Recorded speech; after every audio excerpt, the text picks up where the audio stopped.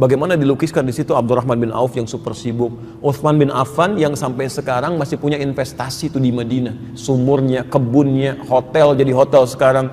Itu masya Allah, kenikmatannya bukan saat omsetnya datang, kenikmatannya saat bisa bangun malam dalam tahajud, sampai khatam Quran tahajudnya, sampai selesai gitu. Ada kenikmatan di situ, nggak usah pamer, capek. Dulu sudah ada yang pamer dan nestapa kehidupannya, ngapain diikutin? Buang-buang waktu gitu kan? Ini inti masalah kita.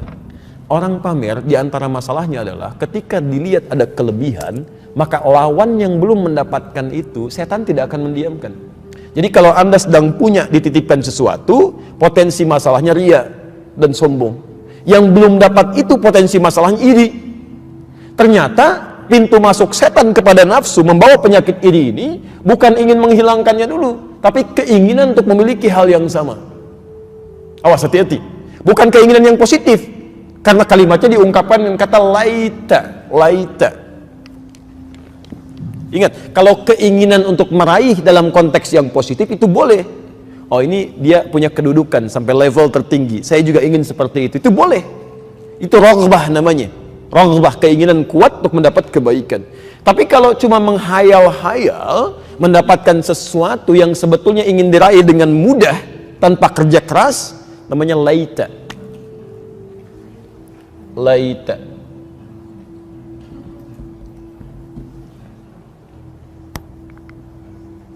Bukan raisa, laita itu harapan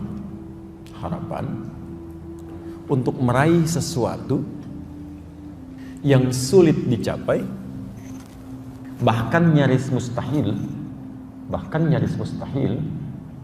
dengan cara yang instan dan mudah. Jadi ada orang pengen mendapatkan sesuatu yang sulit sebetulnya untuk dicapai, bahkan ada yang sifatnya nyaris mustahil. Karena nanti ada orang-orang yang saat di akhirat dia mengucapkan kalimat ini, saking dahsyatnya hisab itu. Bahkan ada Pak ya, pernah dengar masuk surga tanpa hisab Bu? Pernah ya? Nanti ada orang masuk neraka tanpa hisab Pak. Ada ya, mungkin Anda baru dengar, tapi ada itu di Quran surah ke-18 Al-Kahf ayat 100 sampai 101, posisi paling kiri sebelah atas. Jadi saat suasana hisab itu begitu dahsyat ya, ada orang-orang yang memikirkan, lu saya gimana ya nanti hisab saya. Oleh Allah langsung ditampakkan, wa aradna jahannama lil kafirina yawma idzin arda. Hati-hati. Wa aradna jahannama, dan kami presentasikan, tampilkan neraka jahannam ya. Pada saat itu yauma idzin lil kafirina arda, untuk orang-orang yang ingkar, yang sulit diatur ya, sejelas-jelasnya. Kalau dalam bahasa bebasnya begini ya, kamu nggak usah pikirin hisab ya, tempat kamu di sini nih, neraka jahanam. Udah, nggak usah banyak mikir, capek, nanti langsung ke situ aja. Kalau dalam bahasa bebasnya. Siapa orang ini? Ayat 101-nya. Alladzina kanat a'yunuhum fi ghita'in an dzikri, yaitu orang-orang yang, maaf ya, matanya itu sulit diarahkan untuk ingat kepada Allah. Wa kanu la yastati'una sam'a, dan sulit mendengar. Maaf, yang sulit melihat dan mendengar itu bukan non muslim saja, ada orang Islam pun yang sulit lihat dan dengar. Dengar adzan susah, melihat orang berbuat baik malah marah-marah gitu kan, macam-macam. Sekarang kan banyak kelihatan tuh, gratis sekarang bisa dilihat tuh. Hikmahnya Allah menghadirkan banyak masalah saat ini, itu bisa kelihatan mana orang baik, mana orang buruk. Liyabluwakum ayyukum ahsanu amala, untuk menguji siapa yang terbaik di situ. Kan alhamdulillah Pak, bisa kelihatan tuh. Ya, nampak dari mulai kalangan level atasnya sampai yang bawah-bawahnya, dari yang ulama betulan sampai yang aku ulama-ulamaan tuh ya. Lihat sini, kembalikan. Baik, pelan-pelan dari sini. Kemudian ya, ada yang dibawa oleh setan dengan menggunakan kalimat Qur'annya laita. Ada dia yang mengatakan saat hisab, ya laitani kuntu turaba, ya laitani, ya Allah ini dahsyat hisab, saya pengen jadi tanah aja lah sekarang. Ya laitani kuntu turaba, saya pengen jadi tanah aja, saya nggak pengen ikutan hisab, saya nggak pengen dihisab, jadi tanah aja nggak apa-apa kan? Nggak bisa. Ini Anda berangan-angan pun nggak akan bisa mencapai itu yang nyaris mustahil, nggak mungkin. Nah sekarang ada orang-orang yang dalam kehidupannya dibisikkan kalimat itu oleh setan. Jadi ada angan-angan dalam dirinya, harapan untuk meraih seperti yang dimiliki oleh orang, yang seharusnya dicapai dengan kerja keras, dia pengen instan. Singkatnya menghayal.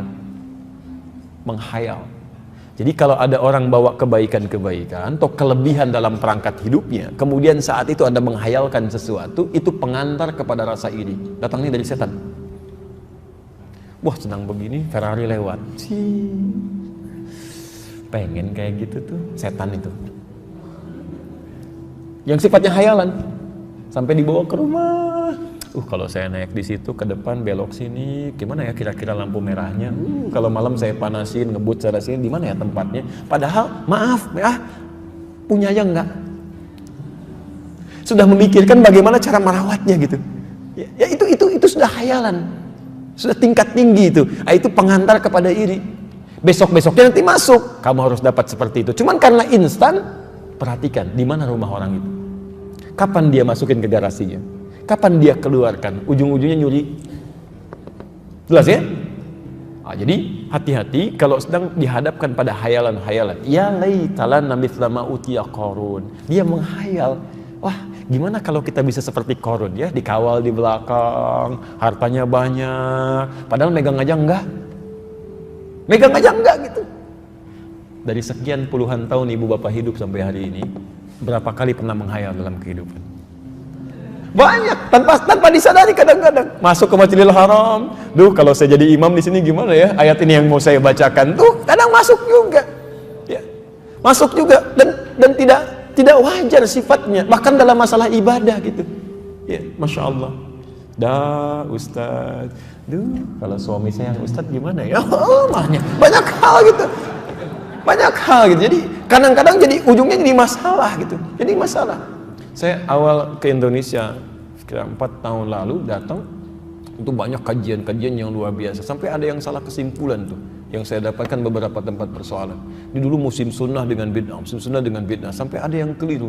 Saya agak aneh juga ya, ada orang ngaji, pulang dari ngaji malah pada ribut. Kan agak aneh itu menurut saya. Apa yang dipelajari? Zaman Nabi orang keras belajar jadi lembut, yang berpecah jadi menyatu. Kenapa ada orang belajar tiba-tiba yang lembut jadi keras, yang menyatu jadi berpecah? Pernah ada kemudian terjadi dalam satu keluarga, istrinya belajar, suaminya ada kesibukan, dia belajar juga, begitu pulang jadi ramai di rumah. Sampai kesimpulannya begini kurang lebih baik menikah dengan orang sunnah daripada menikah dengan suami bid'ah. Dia nggak sadar sudah puluhan tahun berumah tangga kan? Apa Anda nggak lupa dengan kenikmatan-kenikmatan yang didapat, kebaikan-kebaikan? Apa yang terjadi? Kami lihat pelan-pelannya apa sih missnya di mana? Oh, ternyata persoalan sangat sederhana. Ini belajar di sini, ini belajar di sini. Ketika kita pertemukan nyambung, akhirnya ketawa-ketawa pada akhirnya gitu kan. Jadi coba kita lihat dulu, kalau kita dalami dengan baik, Anda melihat sesuatu yang agak berbeda di hati, pasti ada miss di situ. Ya, tapi kalau kita rasakan ada ketenangan, kenyamanan, iman kita meningkat, itu yang terbaik. Itu yang terbaik. Jelas ya?